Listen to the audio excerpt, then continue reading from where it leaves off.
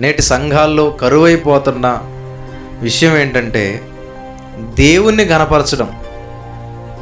దేవుణ్ణి ఘనపరచడం అనేది పక్కదారి పట్టేసి తమను తాము ఘనపరుచుకోవడం ప్రారంభమైపోయింది.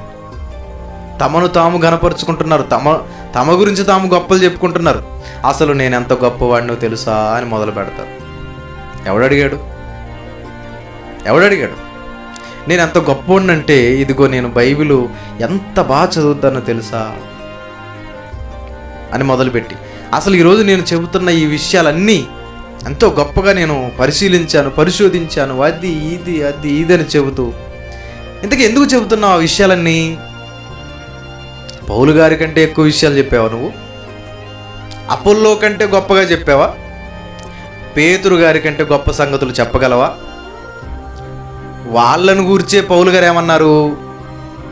నాటిన నాలో ఏమీ లేదు, నీళ్లు పోసిన అపోలోలో ఏమీ లేదు, మేమంతా పరిచారకులం, మేము జస్ట్ పని వాళ్ళం అంతే. పౌలు గారే అంతగా తగ్గించుకుంటే మనం ఎందుకు గర్వపడుతున్నాం ఈరోజు? ఈ గర్వం ఎక్కడి వరకు తీసుకెళ్తుంది అని అంటే, ఇదిగో నేను పౌలు వాడను అని బ్యాచ్లు చేసే వరకు తీసుకెళ్తుంది, గుంపులు చేసే వరకు తీసుకెళ్తుంది. అందుకే నేడు ప్రతి ఒక్క బోధకుడికి ఒక గుంపు. అది చూసి పౌలు గారు బాధపడ్డారు. అలాంటి విధానం వస్తుందనే ఆయన బాధపడి చెబుతూ తనను తాను చాలా తగ్గించుకున్నాడు. ఇలాంటివి సంఘంలో ఉండకూడదు. సంఘంలో కింగ్ ఎవరైనా ఉన్నారు అని అంటే నువ్వు కాదు. సంఘంలో కింగ్ ఎవరు? యేసుక్రీస్తు వారు మాత్రమే. మనల్ని మనం రాజుగా ఊహించుకుంటూ ఘనతను కూడా మనం కొట్టేస్తున్నాం.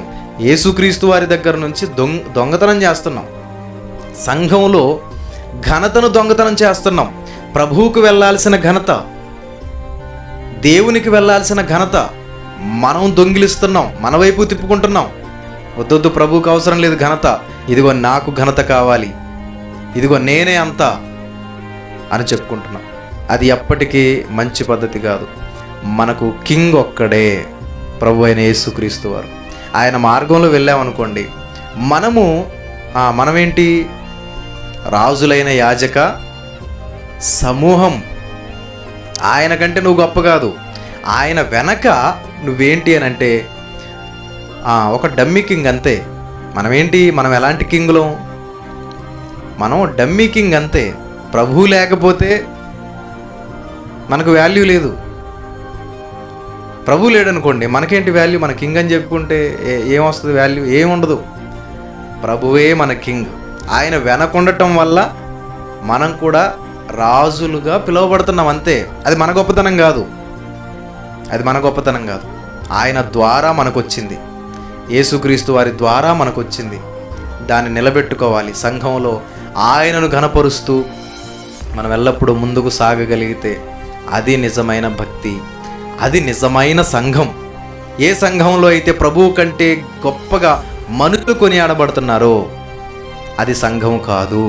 అది ప్రకృతి సంబంధులతో కూడిన ఒక లారీ సంఘం, ఆటో సంఘం, ఈ సంఘాలు ఉంటాయి చూడండి, అలాంటి ఒక సంఘం అంతే. అది ప్రభు సంఘం కాదు. మరి మీ సంఘంలో ఎవరు హైలైట్ అవుతున్నారు అని మనల్ని ఎవరైనా ప్రశ్నిస్తే మనం సూటిగా చెప్పగలగాలి, మా సంఘంలో ప్రభువే గొప్ప, ఆయన కంటే మించింది ఏది మా సంఘంలో లేదు అని మనం చెప్పగలగాలి. ఆ రోజు నిజంగా మనం స్థిరపడ్డట్లు.